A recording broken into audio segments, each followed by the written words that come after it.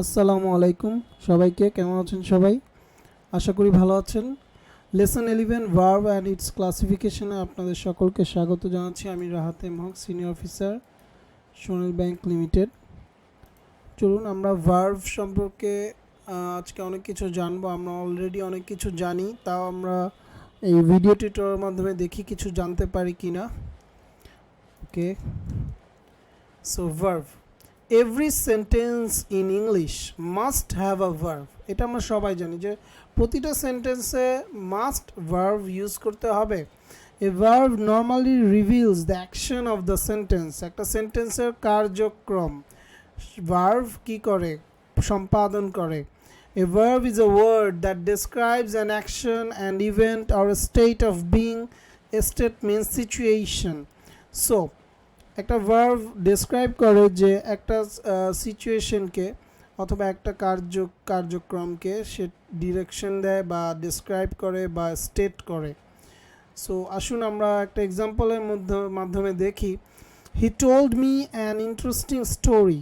Here told is a verb which is the action of the sentence.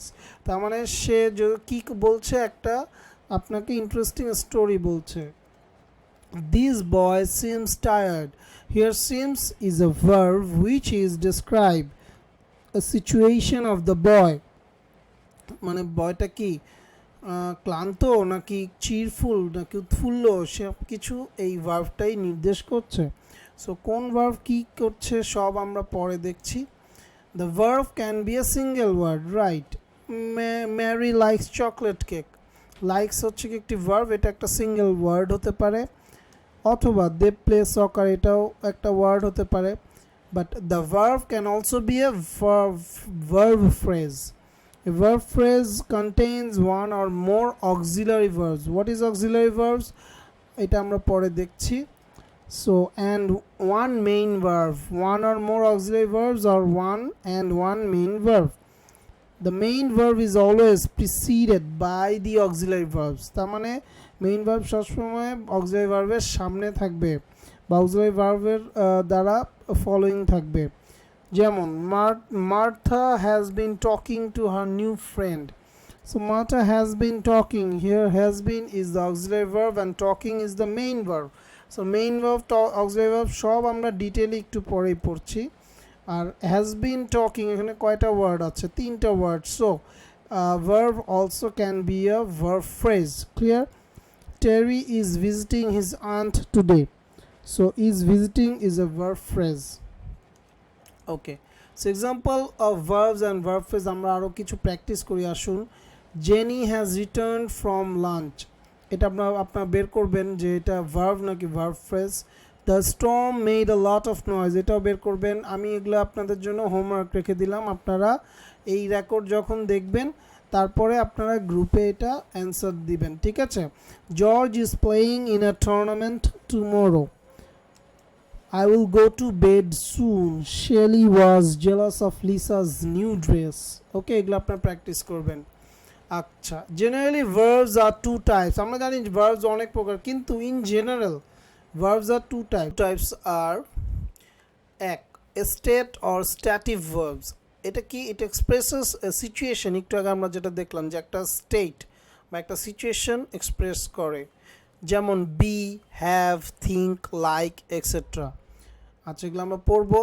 I have a large family, ঠিক আছে? So ফ্যামিলিটা একটা situation একটা express করছে যে ফ্যামিলিটা আমার, বা I have a large family.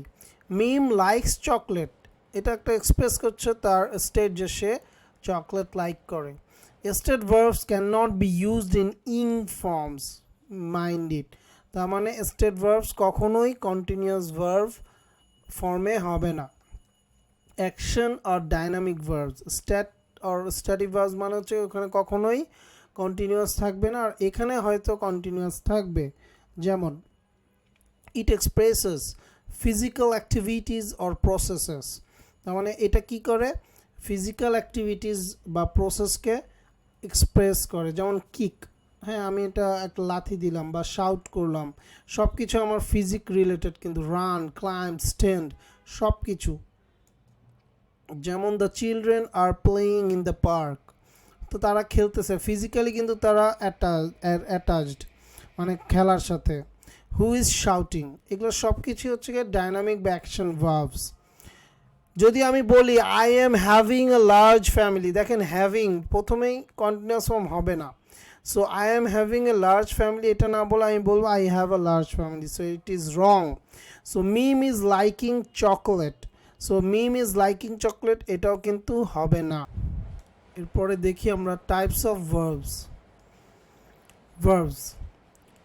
Verb হচ্ছে গিয়ে প্রথমত ফাইনিট ভার্ব এবং নন ফাইনিট ভার্ব, ঠিক আছে। ফাইনিট ভার্বের মধ্যে আছে principal verb or main verb, linking verb, auxiliary verb or helping verb. Auxiliary ভার্বের আবার দুটো পার্ট আছে, একটা হচ্ছে গিয়ে প্রাইমারি অক্সিলারি, মোডাল অক্সিলারি।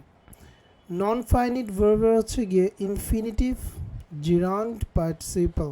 পার্টিসিপলের তিনটা আছে, প্রেজেন্ট, পাস্ট, পারফেক্ট, ঠিক আছে। ওকে, তো আমরা দেখি এখন এক একটা করে। প্রথমে ফাইনিট ভার্ব বলবো। এই ভার্বটি সেন্টেন্সের টেন্স, সাবজেক্ট এর নাম্বার এবং পার্সন অনুযায়ী চেঞ্জ হয়। তার মানে দুইজন পার্সন থাকলে সেরকম হবে, একজন হলে আরেক রকম হবে, এই রকম। টেন্স একটা থাকলে এরকম হবে, আরেকটা থাকলে আরেক রকম হবে। এই ভার্বটি সেন্টেন্সের মেইন ভার্ব হিসেবে ব্যবহৃত হয়ে থাকে। ওকে, নন ফাইনিট ভার্ব হচ্ছে গিয়ে এই ভার্বটি সেন্টেন্সের পার্সন বা নাম্বার যে কোনো অনুযায়ী চেঞ্জ হয় না। এই ভার্বটি সেন্টেন্সের নাউন, অ্যাডজেক্টিভ এবং অ্যাডভার্ব হিসেবে থাকে, ঠিক আছে।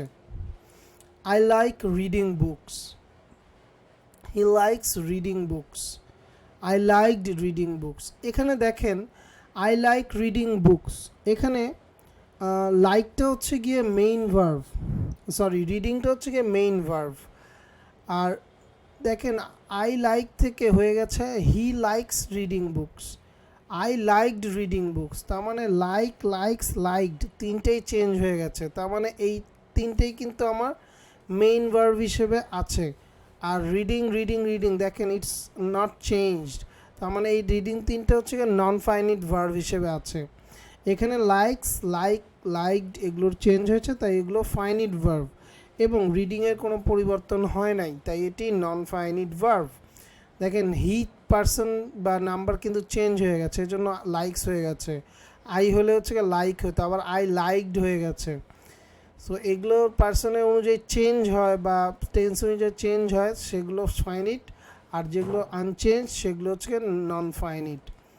This chair is broken, this chair was broken. এখানে ইজ এবং ওয়াজ এগুলোর সেন্টেন্স টেন্স অনুযায়ী চেঞ্জ হয়েছে, তাই এগুলো ফাইনিট ভার্ব, ঠিক আছে। তাহলে ব্রোকেনটা কি? Non finite. রিডিং না, এখানে ভুল হয়েছে, এখানে হবে ব্রোকেন, ঠিক আছে। ব্রোকেনটা এখানে ব্রোকেন হবে, ব্রোকেনটা হচ্ছে এখানে non finite verb. Okay, next types of verbs আরও দেখি। প্রিন্সিপাল বা মেইন ভার্ব, এই ভার্বটি তথ্য সরবরাহ করে and use to express action. তথ্য সরবরাহ করে মানে মেইন ভার্ব যেটা আর কি। এই ভার্বটি সেন্টেন্সে মেইন ভার্ব হিসেবে ব্যবহৃত হয়ে থাকে, তো নাম দেখেই বোঝা যাচ্ছে। যেমন হি গেভ মি আ বুক, এই গেভটা হচ্ছে গিয়ে গিভের পাস্ট টেন্স বা যাই বলেন টেন্সের পরিবর্তন হয়েছে। সো এখানে হি গেভ মি এ বুক, এই গেভটা হচ্ছে গিয়ে মেইন ভার্ব হিসেবে আছে। He told me a story, main verb হিসেবে টোল্ড আছে। দ্য চাইল্ড হুইপস, হুইপসটা হচ্ছে গিয়ে মেইন ভার্ব হিসেবে আছে। তথ্য সরবরাহ করতেছে যে চাইল্ডটা কি কাঁদতেছে নাকি হাসতেছে। বি অথবা লিঙ্কিং ভার্ব, যেটাকে আমরা বলি am, is, was, were, taste, look, etc. একটি সেন্টেন্সের সাবজেক্ট এবং কমপ্লিমেন্টের মধ্যে সংযোগ স্থাপনকারী ভার্বটাই হচ্ছে গিয়ে বি বা linking verb. Gives information about the subject, তার মানে সাবজেক্টের সম্পর্কে ইনফরমেশন দেয়। Subject plus linking verb plus subject complement. যেমন হি লুকস হ্যাপি, হ্যাপিটাকে হি, তার মানে লুকস, লুকসটা হচ্ছে গিয়ে তাদের দুজনের মধ্যে কি করেছে, কানেকশন করেছে, ঠিক আছে। দিস বয় সিন্স টায়ার্ড, তার মানে টায়ার্ডটাকে this boy, this boy subject, টায়ার্ডটা হচ্ছে গিয়ে অবজেক্ট, কিন্তু এখানে অবজেক্টটা কমপ্লিমেন্ট হিসেবে হয়েছে। সো সিন্সটা হচ্ছে গিয়ে লিঙ্কিং ভার্ব। ওকে, অক্সিলারি বা হেল্পিং ভার্ব যেটাকে আমরা বলি, এই ভার্বটি মেইন ভার্বকে হেল্প করে। Important helping verbs are be, do and have, এই তিনটা সেন্টেন্সের টেন্সকে আইডেন্টিফাই করে। Auxiliary verbs are two types, one primary auxiliary verb, be মানে হচ্ছে am, is, are, was, were, do হচ্ছে ডু, ডাজ, ডিড, হ্যাভ হচ্ছে has, have, had. So Rahat is working now, এইখানে বি ভার্বটা কোনটা? ইজ, মানে প্রাইমারি অক্সিলারি ভার্ব হচ্ছে গিয়ে is, ঠিক আছে। তো ওয়ার্কিংটা কি হচ্ছে গিয়ে হেল্পিং ভার্ব, ওয়ার্কিংটা কি হিসেবে কাজ করতেছে? মেইন ভার্ব হিসেবে কাজ করছে। এখানে ওয়ার্কিং হচ্ছে গিয়ে মেইন ভার্ব এবং ইজ হচ্ছে গিয়ে হেল্পিং ভার্ব, যা সেন্টেন্সের টেন্সকে আইডেন্টিফাই করছে। রাহাত ইজ নট ওয়ার্কিং নাও, এখানে কিন্তু ভার্বটা নেগেটিভ হিসেবে ব্যবহৃত হয়েছে। ইজ রাহাত ওয়ার্কিং নাও, এখানে ভার্বটা কিন্তু কোশ্চেন হিসেবে ব্যবহৃত হয়েছে। I don't play golf every weekend, এখানে ভার্বটি নেগেটিভ হিসেবে ব্যবহৃত হয়েছে। We have visited the UK 4 times. আচ্ছা দেখেন, we have visited the UK 4 times আর we visited the UK last year, কোনটা কারেক্ট? দেখেন দুইটাই কারেক্ট। উই হ্যাভ যখন আপনি বলবেন উই হ্যাভ ভিজিটেড দ্য উইকে, আমরা বলতে পারতাম না উই ভিজিটেড দ্য ইউকে? তো we visited the UK last year আর we have visited the UK 4 টাইমসের মধ্যে পার্থক্য হচ্ছে গিয়ে উই হ্যাভ দিয়ে আমি বুঝাচ্ছি লাইফ এক্সপিরিয়েন্স, মানে আমি জীবনে ইউকেতে 4 বার গিয়েছি। আর we visited the UK last year মানে হচ্ছে কি আমি সিঙ্গেল এক্সপিরিয়েন্স, মানে প্রথমবার বা একবারই গিয়েছি ইউকেতে, সেটা গত বছর। সো আপনি যখন হ্যাভ করবেন তখন বলবেন যে আপনি টোটাল কতবার বা টোটাল লাইফ এক্সপিরিয়েন্স আপনার হচ্ছে গিয়ে হ্যাভ। আর যদি না ইউজ করেন তখন হচ্ছে গিয়ে সিঙ্গেল এক্সপিরিয়েন্স, ঠিক আছে। এখানে যাতে মিস্টেক না হয় দেখেন, we have a car, here have used as main verb. দেখেন হ্যাভটা কি আমরা জানি, হ্যাভটা হচ্ছে গিয়ে অক্সিলারি ভার্ব যেটা মেইন ভার্বকে হেল্প করে, কিন্তু এখানে কি আসলে মেইন ভার্ব আছে? নাই, এখানে মেইন ভার্বটাই হচ্ছে গিয়ে অক্সিলারি ভার্ব যেটা কিনা হ্যাভ। তার মানে এই হ্যাভটা মেইন ভার্ব হিসেবে কাজ করছে। Here have as used as main verb. In some cases, be, do and have can be used as main verbs. Clear? Okay. Next. Modal auxiliary verb. Can, could, may, might, will, would, shall, should, must. এগুলো প্রত্যেক সময় আমরা মুখস্থ করেছি, কিন্তু আসলে modal auxiliary ভার্বের একটা মোটো আছে, সেটা হচ্ছে গিয়ে এটা সবসময় একটা সেন্টেন্সের টেন্স অথবা মুড ইন্ডিকেট করে, অথবা এটা একটা প্রবাবিলিটি যে হি ক্যান ডু দিস, সে পারতে পারে বা সে পারবে, এটা একটা প্রবাবিলিটি বা অ্যাবিলিটি বুঝায়, এক্সপ্রেশন বুঝায়, ঠিক আছে। এক্সপ্রেশনের প্রবাবিলিটি এক্সপ্রেশন বুঝায়। হি মাইট ডু দ্যাট, মানে সে করতে পারে, মানে এটা একটা সম্ভাব্যতা বুঝায় এই অক্সিলারি ভার্বটা, ঠিক আছে। যেমন the Patriots might win the game this year, এখানে যদি আমি বলতাম যে the Patriots win the game this year, তাহলে কিন্তু 100% অ্যাজাম্পশন হতো যেটা কিনা মোডাল অক্সিলারি ভার্ব না। তার মানে the Patriots might win the game this year, আপনি মাইট যখনই বলবেন তখনই বোঝা যাচ্ছে হ্যাঁ তারা জিততেও পারে, 70-80% অ্যাজাম্পশন, বাট আসলেই যে জিতবে সেটা কিন্তু গ্যারান্টি নেই, ঠিক আছে। আবার বলতে পারি যে হ্যাঁ এটা তাদের অ্যাবিলিটি বোঝায়, যেমন my sister can play guitar. So এটা হচ্ছে গিয়ে আমার বোন গিটার বাজানোর অ্যাবিলিটি আছে, কারণ সে পারে গিটারটা। তো প্লে হচ্ছে এখানে মেইন ভার্ব, আর can shows the ability which is auxiliary, modal auxiliary verb. Clear? Non finite verb, এটা হচ্ছে প্রথমটা হচ্ছে infinitive, very very important. To plus base form of verb, base form আমরা জানি টু প্লে, টু ইট, বা মানে base form যেটা to write etcetera. Base form of verb মানে হচ্ছে গিয়ে I like to swim. So I like to swim, এখানে to সুইমটা কি infinitive. To walk is useful, to ওয়াকটা কি এখানে ইনফিনিটিভ। আচ্ছা, gerund already acts as a noun আমরা জানি, verb plus ING. See lecture 19 already discuss করা হয়েছে। সো জিরান্ড হচ্ছে কি অ্যাক্টস অ্যাজ আ নাউন এবং ভার্বের সাথে আইএনজি যোগ করতে হবে। Participle acts as a verb, an adjective and an adverb. তার মানে নাউন ছাড়া, প্রোনাউন ছাড়া বাকি যেই গুলো আছে ভার্ব, অ্যাডজেক্টিভ, অ্যাডভার্ব, এই তিনটার হিসেবে পার্টিসিপল অ্যাক্ট করে, ঠিক আছে। এখন আমরা জানি যে পার্টিসিপল 3 প্রকার, আমি আবার সেটা লিখলাম, adverb, adjective and verb. So 3 types of participle. 1 present participle, already আমরা পড়েছি লেকচার 9-এ, as like gerund but not gerund. এই প্রেজেন্ট পার্টিসিপল আর জেরান্ড কিন্তু প্রায় সেম বাট নট সেম, এটাই হচ্ছে কনফিউশন, যেটা আমি লেকচার 19-এ ভেরি ইজিলি বুঝিয়েছি 6টা ট্রিকের মাধ্যমে। সো ভার্ব প্লাস আইএনজি হলেই সেটা প্রেজেন্ট পার্টিসিপল বা জেরান্ড নাও হতে পারে, যে কোনো একটা হতে পারে। পাস্ট পার্টিসিপল হচ্ছে third form of the verb, very easy to identify. Broken, lost, লুজের লসের থার্ড ফর্ম হচ্ছে গিয়ে লস্ট। উন্ডেড, উন্ডের ব্রেকের হচ্ছে গিয়ে ব্রোকেন, ঠিক আছে, third form of the verb. So there is a broken chair, তো এটা হচ্ছে পাস্ট পার্টিসিপলের উদাহরণ। I have finished my work, ঠিক আছে। পারফেক্ট পার্টিসিপল হচ্ছে গিয়ে এই হ্যাভিং প্লাস, মানে থার্ড ফর্ম অফ ভার্ব তো থাকবেই, তার সাথে একটা কি এক্সট্রা যোগ হবে, হ্যাভিং। যেমন এইটা আসলে কেন ইউজ হয়, এটা ইউজ হয় একটা কাজ শেষ হওয়ার পরে যখন আরেকটা কাজ শুরু হয় তখন এটি ব্যবহৃত হয়, ঠিক আছে। যেমন he took his food, he went to school. এখন আপনি কোনটা আগে হয়েছে কোনটা পরে হয়েছে বলেন তো। হ্যাঁ, ঠিক আছে, সে যে স্কুলে গিয়েও খেতে পারে, তবে স্কুলে যাওয়ার আগেও তো তাকে খেতে হবে। So that is the first priority.